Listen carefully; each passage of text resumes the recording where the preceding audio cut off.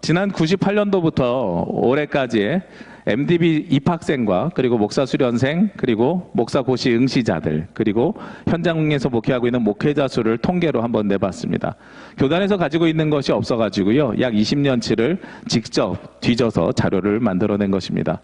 이 자료를 만들어낸 이유가 우리가 적정한 목회자 수를 유지하기 위해서는 우리 교단의 특징상 목사고시 합격자 수가 유입 인구가 될 것이고요. 그리고 목사고시 응시자의 자격과 조건은 목사 수련 과정을 마쳐야 되고요. 목사 수련 과정은 필수적으로 대학원을 졸업해야 됩니다.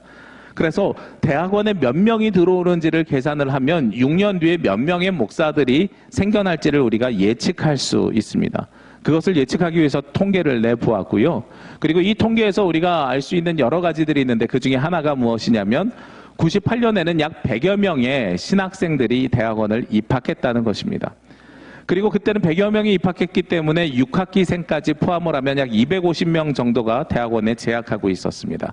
그런데 요즘은 어떻게 돼 있냐면 자료를 보시면 아시겠지만 2012년부터는요 90명대로 유지되던 대학원 입학생이 갑자기 70명대로 뚝 떨어지게 됩니다. 그리고 정확하게 3년 뒤에 2015년부터는 60명대로 떨어지게 됩니다. 그리고 또 3년 뒤에 2018년부터는 50명대로 떨어집니다. 이렇게 3년 주기로 떨어지는 것을 계산하면 올해까지 50명대가 입학할 것이고요. 그리고 내년부터는 40명대가 입학하는 것이 당연해 보입니다. 그런데 올해는 아마도 50명대를 채우지 못할 것으로 예측하고 있습니다. 왜냐하면 학부에서 신학과 졸업생 중에 약 50%가 MDB로 진학을 하고 있는데요. 그런데 2016년 저희 학교가 조정을 했습니다.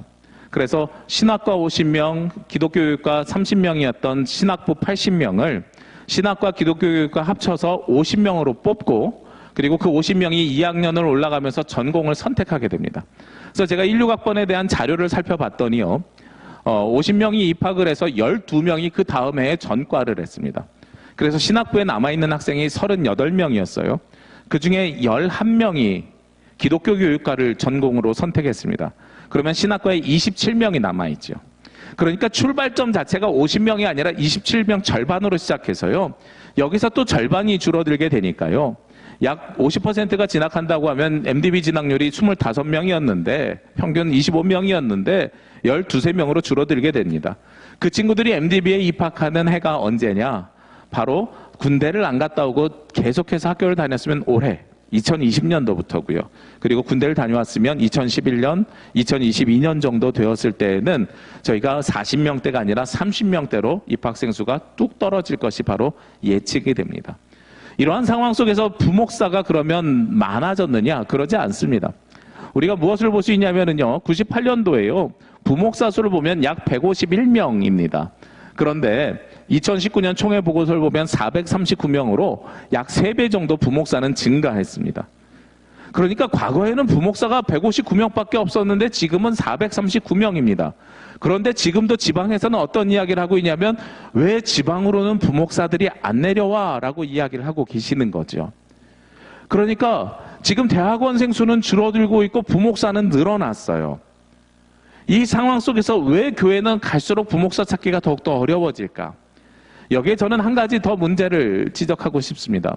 우리가 인식하지 못한 사이에 무엇이 바뀌게 되냐면 목회 환경이 변화되었다는 사실입니다. 과거에는 목회 환경이 어땠냐면 담임 목사 혼자서 목회를 하던 것이 목회였습니다.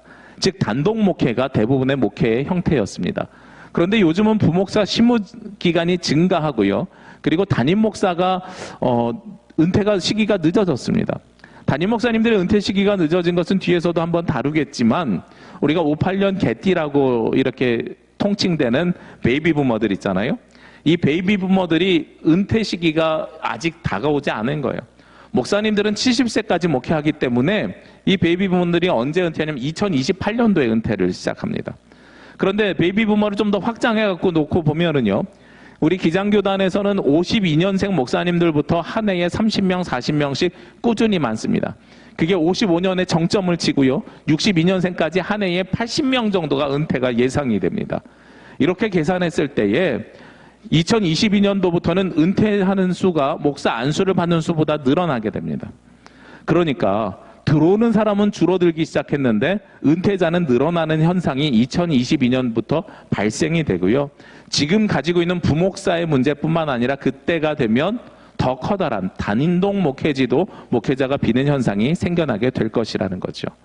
이렇게 목회 환경이 변화되었습니다. 그리고 또 교회 안에서도요. 교회의 개척이 어려워진 것도 요즘의 환경입니다. 2007년에 아프간에서 있었던 분당 샘물교회 아프간 선교 사건으로 인해서요. 한국 교회가 사회적으로 굉장히 많은 배타성이 드러나기 시작했고, 그리고 사회에서 안 좋은 인식이, 부정적인 인식이 굉장히 많이 펼쳐지게 됐습니다. 그래서 과거에는 교회 간판만 걸어도 개척이 되던 시대에서 지금은 열심히 수고하고 노력해도 교회 개척하기가 어려운 환경이 되었습니다. 가뜩이나 목회자도 부족한데 교회 개척도 어려워진 것이 부목사가 많아진 현상입니다. 그런데 이 두 가지 현상은 외적인 현상에 의해서 많아졌다고 하면 실제로 교회의 긍정적인 요소 때문에 많아진 환경의 변화도 있습니다. 무엇이냐면 이제는 목회자에게 무엇을 요구하기 시작했냐면 전문성을 요구하기 시작했다는 거예요.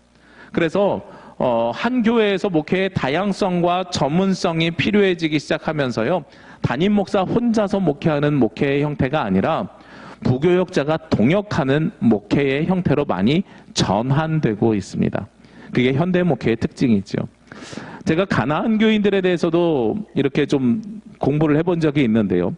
가나안 교인들이 다시 교회로 되돌아가려고 할 때 특히 30, 40대 젊은 교인들은 교회 선택의 첫 번째 기준이 무엇이냐라고 설문조사했을 때요. 대답하는 것이 교회 학교에 있고 없고 그리고 교회 학교에 자녀를 보낼 수 있는 상황인가 아닌가입니다.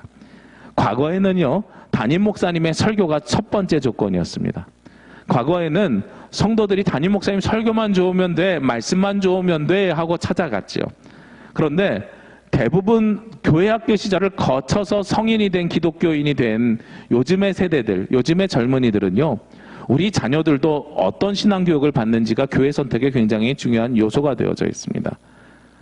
이 상황 속에서 부교육자는 많은 교회들이 절실하게 필요로 하게 되는 거죠. 또 거기에 덧붙여서 담임 목사님들의 인식도 굉장히 많이 전환이 됐습니다. 과거에는 교회 학교 성도님들 시키면 되지 우리 청년들 있어 이렇게 생각하시던 상황 속에서 이제는 내가 팀 목회를 하는 것이 교회에 더 도움이 될 것 같아 해서 담임 목사님들도 팀으로 많이 시스템을 전환하고 있다는 사실입니다. 그리고 마지막으로 한 가지가 더 있습니다. 예전에는 신학원을 졸업하고 교회마다 신방전도사님들이 있었어요.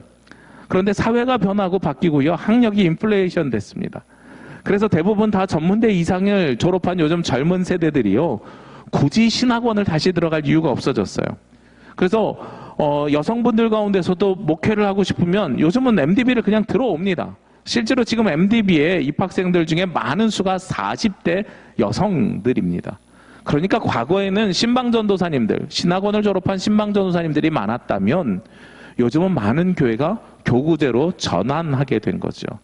이 5가지 조건은요, 우리가 더 이상 예전보다 과거보다 훨씬 더 많은 부교역자들을 요청하는 사회 속에서 목회를 하고 있다 하는 것을 드러내고 있고요. 그리고 이것은 앞에서도 말씀드렸던 것처럼 20년 전에는 153명이었던 것이 이제는 약 430명으로 바뀌게 되는, 그럼에도 불구하고 부교역자가 모자라지는 상황으로 바뀌게 된 것입니다. 그런데 이런 상황 속에서 신학생들을 배출해내는 한신대학교는 어떤 상황일까요? 지난 2019년 8월 30일자 아이군 뉴스를 보게 되면은요, 좀 다소 충격적인 헤드라인 기사가 있었습니다. 뭐냐면, 신대원 신입생 충원율 개선돼 추락 엇갈려라는 겁니다. 2018년을 기준으로 놓고 보면 감신대를 비롯해서 한신대와 나머지 신학대학교들, 서울신대나 모든 신학대학교들이 모두 다 충원율 100% 정원을 못 채웠다는 겁니다. 그런데 2019년 기사에서는 뭐라고 나오냐면 개선과 추락이라고 하잖아요. 개선이라는 건 2018년도에는 못 채웠는데 2019년이 되면서 다시 회복시켰다는 거죠. 그런데 거기에서 추락한 학교가 있습니다. 다른 학교들은 대부분 다 회복을 시켰는데요. 제일 먼저 어디가 나오냐면 한국기독교장로회 소속 직영신학교인 한신대학교는 하면서 나옵니다. 그러면서 이 기사를 놓고 보면은요, 충원율이 어떻게 바뀌게 되냐면 최근 3년 동안 77%에서 70%, 심지어 올해는 64%까지 충원율이 떨어졌다는 거예요. 오죽하면 신문에서 뭐라 그러냐면 교단 차원의 특단의 대책이 필요합니다라고까지 기사가 나왔겠습니까? 그런데 우리 신학교는 어떤 상황이냐면 너무나도 안타깝게도요. 120명이었던 신학대학원 정원을 75명까지 현재 75명까지 줄이는데요. 20년 동안 5번에 걸쳐서 줄이는데 한 번도 총회 결의를 거친 적이 없습니다. 우리 교단의 목회자를 배출하는 유일한 신학교에서요. 목회자 배출 수급에 대한 조절에 대해서는 교단과 20년 동안 놀랍게도 한 번도 상의한 적 없이 임의로 줄였다는 거예요. 물론 학교에서는 그렇게 이야기할 수 있습니다. 어차피 들어온 사람이 없어서 정원이 남아 돌아요. 충원율 66%까지 떨어졌어요. 66%면 3분의 2밖에 못 채운 거죠. 그러니까 교단 허락 안 받아도 우리가 100명을 만들어놔도 들어오는 인원이 없으니 충원율을 줄이는 건 그게 뭐 문제입니까? 라고 이야기할 수 있을 거예요. 그런데 저는 반대로 생각하고 싶어요. 개선이 있어야 됩니다. 개선이 일어나야 돼요. 개선이 일어나서 어떻게 하면 충원율을 채울까를 고민해야 되고요. 그보다 먼저 우리가 몇 명의 목회자들이 있어야 교단이 원활하게 운영될 수 있는지에 대한 통계적인 수치, 객관적인 방법을 통해서 우리가 먼저 계획을 세워놔야 되는 것이 우선입니다. 그리고 우리 한신대학교 말고 다른 학교 어디가 더 떨어졌느냐? 2개 학교가 더 나옵니다. 이 기사에서 보면. 성결대학교하고요. 침례교 신학대학교. 이 세 학교를 제외하고는 나머지 학교들은 다 신학생 충원율이 개선되었다는 거예요. 일시적일 수는 있습니다만 교단과 학교가 힘을 모아서 신학생들을 더 많이 모집하기 위해서 우리가 연구하고 노력하고 준비해야 되는 시점이 바로 지금입니다. 제가 이 상황을 되게 절박하게 이야기하는 이유는 우리가 학부로 들어오는 신학생 한 사람이 목사가 되는데 걸리는 시간이 최소 10년에서 많게는 12년 정도 걸립니다. 2016년에 줄여놓은 학부 정원이요. 우리에게 피부로 와 닿으려고 하면 언제가 되냐면 2022년 되면 1차적으로 피부에 와 닿기 시작하고요. 10년이 걸린다고 말씀드렸잖아요. 2026년 되면 그게 더욱더 깊게 우리 가운데 다가오게 됩니다. 그런데 2026년 돼서 인원이 적어요. 우리 개선시켜야 되면 하면 그때부터 얼마나 더 시간이 걸리겠어요? 그때 바로 개선을 시작해도 10년이 걸립니다. 그러면 베이비부머 세대들이 은퇴가 다 끝난 다음에 우리는 이미 우리의 자산이 타교단으로 넘어간 다음에 다시 신학생을 늘린다고 해도 그때는 이미 늦은 상황인 거죠. 지금 몇 년 지나지 않았을 때 지금이라도 빨리 예상하고 예측해서 개선책을 만들어내야 됩니다. MDB 기준으로 하면 6년입니다. 우리 교단은 목사 수련생 과정까지 생겨서요. MDB 2년 내지 3년 졸업하고요. 수련 과정 3년 해야 돼요. 물론 집중 과정이 2년이지만 고시 응시해서 안수받는 기간까지 하면 3년이 걸립니다. 그러면 5년에서 6년이에요. 지금 개선하지 못하면 5년에서 6년 뒤에 벌어지는 상황에 대해서 우리는 대처할 수 없고 그때 대처해도 그 뒤로 10년은 더 기다려야 회복이 됩니다. 그러니까 20년을 우리는 버리게 되는 거예요. 그래서 여기에 대한 대책이 빠르게 만들어져야 되는 것이 바로 지금의 상황이고 절박한 우리 젊은이들의 모습입니다.